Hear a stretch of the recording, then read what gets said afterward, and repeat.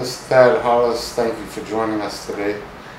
You resigned as OBA chairman back in 2014, soon after releasing the findings into the party's inquiry into JETP. Was there any additional info ever found on the $350,000 donation? Actually, there wasn't. It was what I could find was that we had 7 donors, as I put into that report that I published back, I believe, on the 19th of July 2014. That stipulated that we had 7 donors, $50,000 each. It was put into a separate account. That money was accounted for and spent on the election campaign. And I put all that into that report.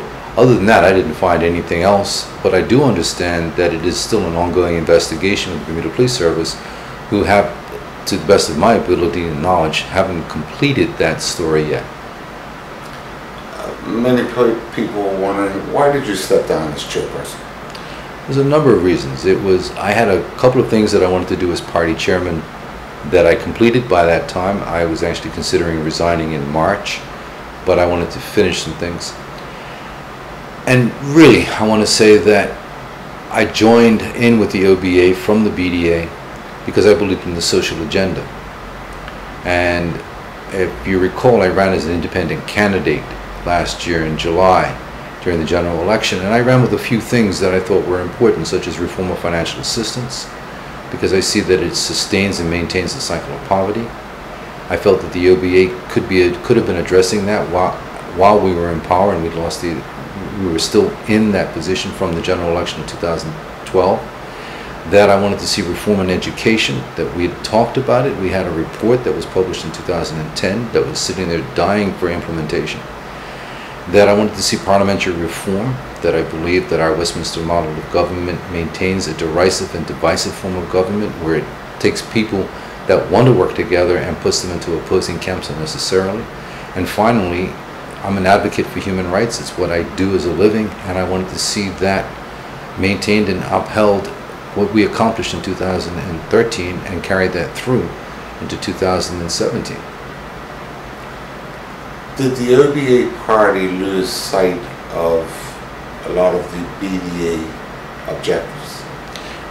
With the merger of the BDA and the UBP into the OBA, there's always going to be a compromise. And political parties are a spectrum of opinions and people. So you'll find that you'll have people on one extreme and to the other extreme, and generally most people fall into a moderate. The BDA was formed very much into the philosophy of equality and freedom and justice for all, and on that social agenda. The UBP had talked to that, but the combination of the two, and at the time the formation of the OBA, and I decided to stay with that formation because I saw that it was an opportunity to take some experience and our new inexperience, if you like, because I'd never been a member of the UBP. So it was an opportunity to just take things to another level and transition those things into being that the BDA really had as ideals.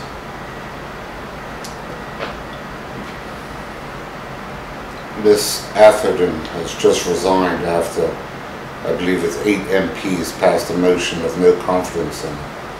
What are your thoughts on the resignation and the process that it was done by?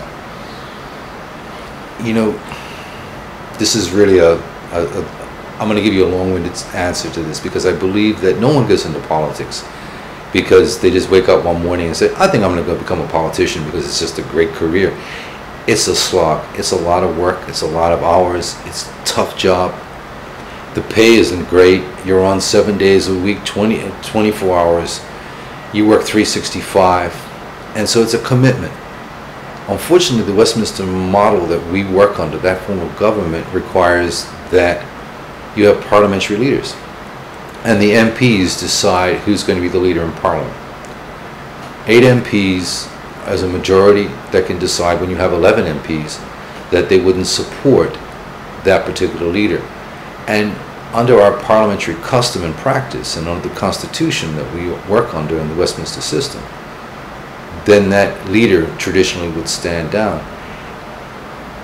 It's just the way that we have it. And so, you know, Ms. Atherton was a leader, and she was elected party leader by the majority of her party at the time, and the parliamentarians for whatever reason, felt that she wasn't doing the job that could be done better by another person. And that's just how our system works. Other than that, I think it's just the way it is. But it's a tough thing to experience, and I can imagine that she'd be hurt by that because she'd been putting in a lot of hours and working hard. MP Craig Kennedy was sworn in this morning as opposition leader. You think it's the right person for the job? You know, that's really up to the party and the MPs to decide that. Given that they have 11 MPs in opposition, one of them has to be the leader. It's up to the OBA to decide how they want that to represent, and if this is an opportunity, I would challenge the OBA as my former party, and I'm not a member of it anymore. I haven't been in association with them since July of 2014. I challenge them to stand together and to be unified, because I feel that, you know, they could challenge this again and challenge this again, and we in Bermuda need a viable and strong opposition. The government needs a loyal opposition. They're Her Majesty's government, they're Her Majesty's loyal opposition. They need to stand together, put whatever they have between them behind, you know, whatever's between them, put it behind them and move on together and become that party and become the parliamentary voice that we so need in the public. The face of the OBA party has changed considerably in the last 12 months or so. Is there any way that they can return to power with the mindset of the old BDA beliefs? I don't know if the OBA has it in them to go back to those beliefs and core values of the BDA. I can't speak to that. I don't know who's in the party. I'm not even sure who their executive is. I know that they have Senator Mathias, who is the party chairman, and that's pretty well. I haven't really followed what the OBA has been doing. I would challenge them, though, to think back onto what they were founded by and what their principles are, the 7 principles that they stand by. You know, accountability, responsibility, transparency. Those things really should be what should be driving them, and the social agenda. If they want to be relevant, they need to be relevant.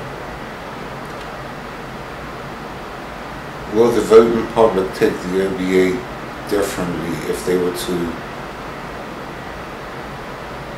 get rid of any old UBP members? You know, I often wondered when I was chairman of the party what made the UBP so evil.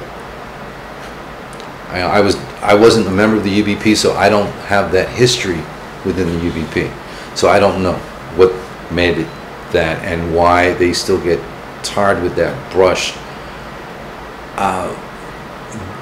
The UBP of the 60s, the 70s, and into the 80s and into the 90s was a party that governed the island. They did some good things. They did some things that are bad. Governments aren't perfect.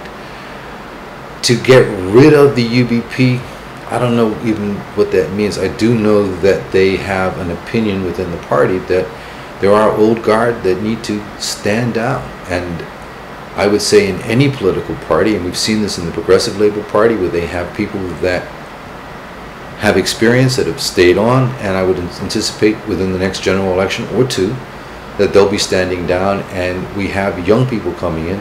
The OBA should be following the same model as the PLP have followed, to bring in new and young voices that are going to inspire, because the generation that is my children's generation are inspiring, they are insightful, they are intelligent, they have much to offer, and I don't believe we have to wait until they're 40 to hear their voices. The 20-year-olds are equally as capable to have an opinion and to exercise it and to be leaders.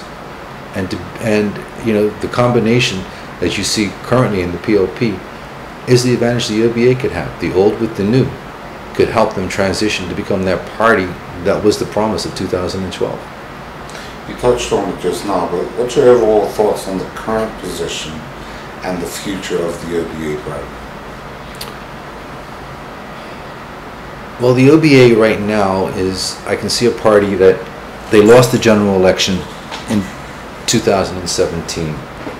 And I think that was a blow because we really haven't seen or heard much from them as a party in opposition. I'm not going to condone or attack or criticize the current change in the leadership, but I would again enjoin them to look at this as an opportunity to be in unity. This is an opportunity, working with Mrs. Atherton, Mr. Cannonier, the other 9 MPs that they have, to rebuild their parliamentary brand, to come out and start building their party again and become socially relevant. I said, to be relevant, you got to be relevant. The social relevance that they could carry is to start talking about some of the reforms that they wanted to do as government, they didn't do. They can now start in opposition to work with the government to bring those changes about, rather than just be opposition for opposition's sake. They can help the government and work in unity, because we're a small community, and frankly, I have 36 MPs that I know most of them. I can't say I know any single one of them that aren't committed to helping this country and moving things forward.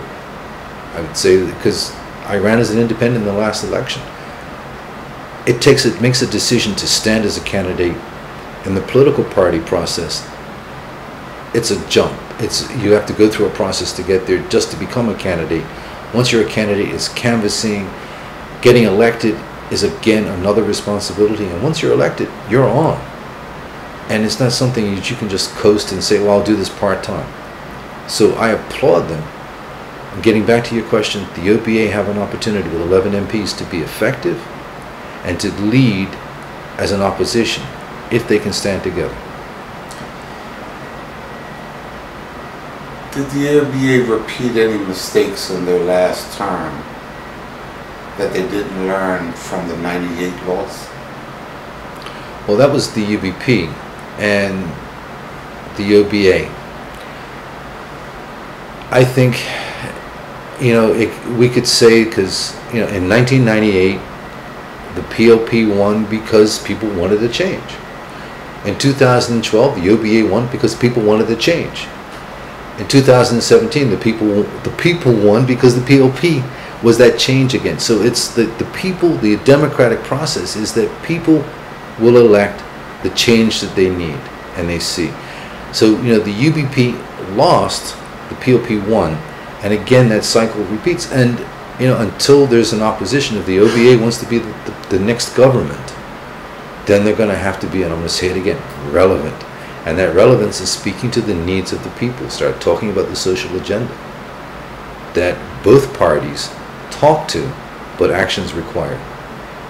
What does the party need to do to attract new faces that the public can have confidence in? That's a great question. I know when I was in that role as a party chairman, I believed that we needed to get young people involved that may not share my own beliefs, that I wanted to be challenged, that whatever I believed may be incorrect. I wanted to be intellectually stimulated by those that are younger than my own children, who are in their 30s, to ask questions and say, well, why is it that way? And if I don't know, then maybe we should examine. I think the parties need to keep themselves refreshed by bringing in people that may not agree with their philosophy, and will challenge them, because that's how they're going to grow.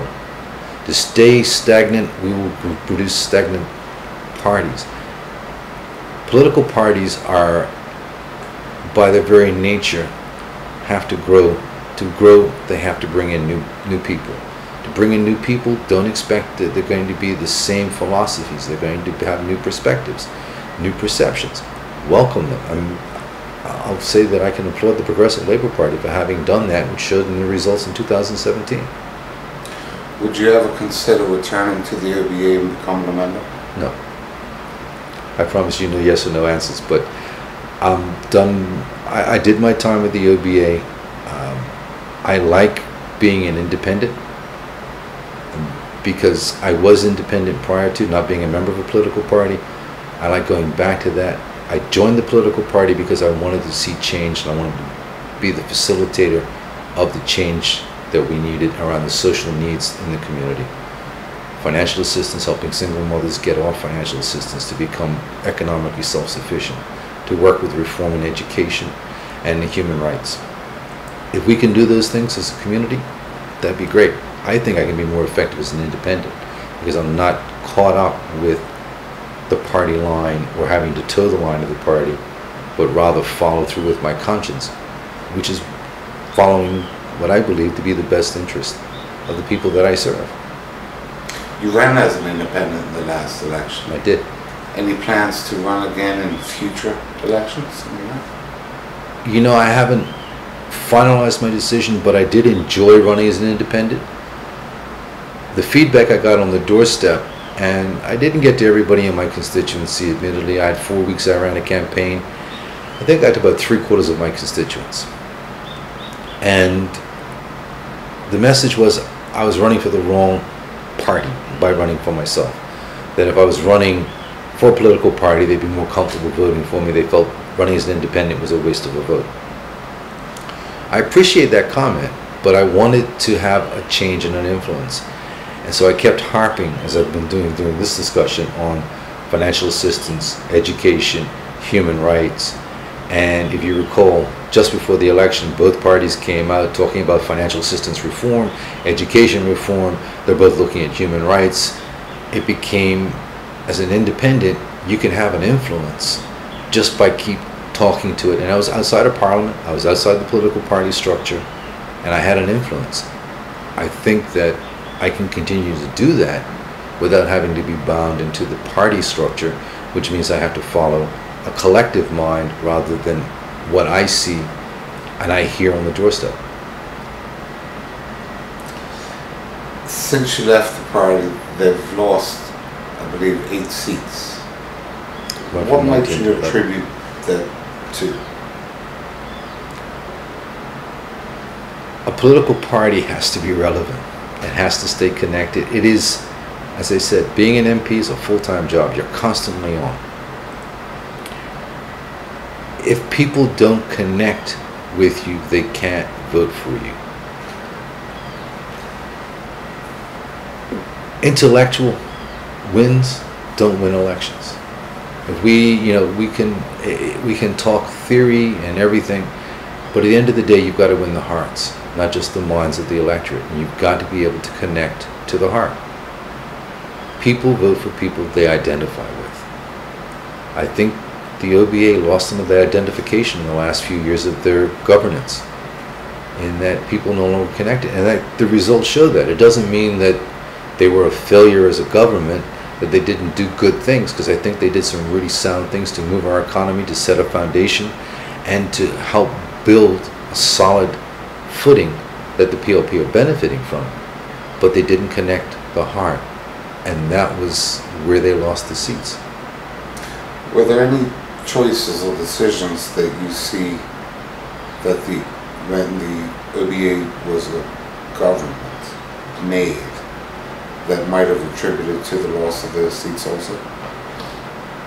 I think the difficulty in the first test was over furlough days. And that was a logical argument and reason why they wanted to contain costs within the civil service. But it was producing inefficiencies and personal sacrifice for individuals that after 2 years they said, we'd had enough, and could we please go back and discuss this. To extend it was, I think, really missed the sacrifice and the opportunity that was in between. That was really sort of the start when people said, well, you're not listening. And then there were the other marches on Parliament over immigration, for instance. And it was, I think, with the best of intentions, but not communicated clearly. You know, I've learned as a parent in my time in politics that I can do the right thing, but if I don't communicate it well, it will always come across poorly, and it'll appear to be the wrong thing, even if it's with the right intention, and it's the execution. And it's like running a business. You know, I can have the best products, but if I'm not executing on the end to make the customer want to buy it, I'll never be able to sell. And I think that's where they lost some of the footing, was that they didn't communicate in time and clear enough what their intentions were, and people misunderstood. POP's been in government for a little over a year.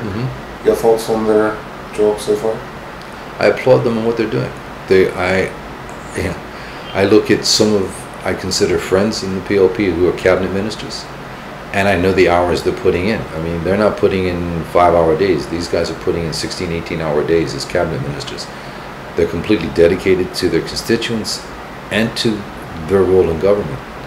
I applaud the Minister of Finance and Premier. I think he's being innovative in what he's attempting to do to stimulate the economy, and he's coming out with, I mean, fintech, not a fan, but I applaud that, you know, it's having some traction.